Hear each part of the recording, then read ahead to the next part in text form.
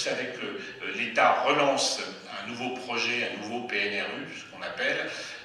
Donc là, on va se porter candidature et la liste des villes qui vont être retenues sortira après les élections.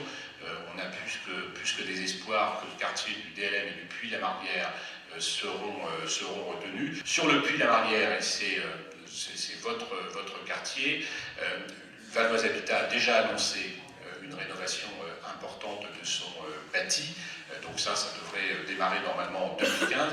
On l'accompagnera d'un travail sur les espaces extérieurs.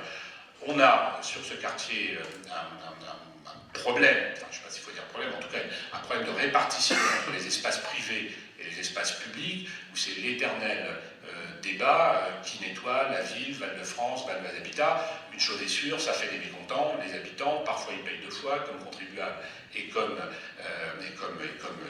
locataires, hein, ou même copropriétaires pour certains.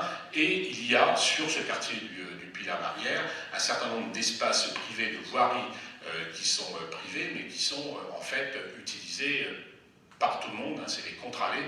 Et là, on a deux problèmes, des problèmes d'entretien et des problèmes de stationnement de voitures, avec l'éternelle question de l'enlèvement des véhicules, soit par la ville, soit par la police nationale, enfin des conflits. Donc, à travers cette rénovation à venir là, du quartier, on va essayer de travailler sur ces espaces extérieurs, justement pour bien clarifier cette question de la propriété, du domaine public et du domaine privé. Bon. Parallèlement, puisque je suis sur le quartier, même si ça dépasse un peu le projet de ville, c'est peut-être un petit peu en dessous, même si ça ne dépasse pas, évidemment, on est sur le Puy-la-Marlière, donc j'en parle, le fameux gymnase Paul Langevin, c'est une promesse de la campagne 2008 que nous avions fait de reconstruire ce gymnase.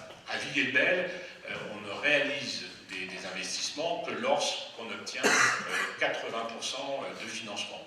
Voilà, 80, 85, ça nous est même arrivé d'obtenir 90%.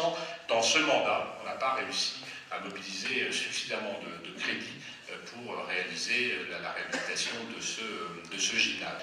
Et probablement, même si ce n'est pas certain, dans le cadre de cette opération en rue à travailler, on demandera prioritairement des crédits pour ce fameux gymnase Paul Langevin.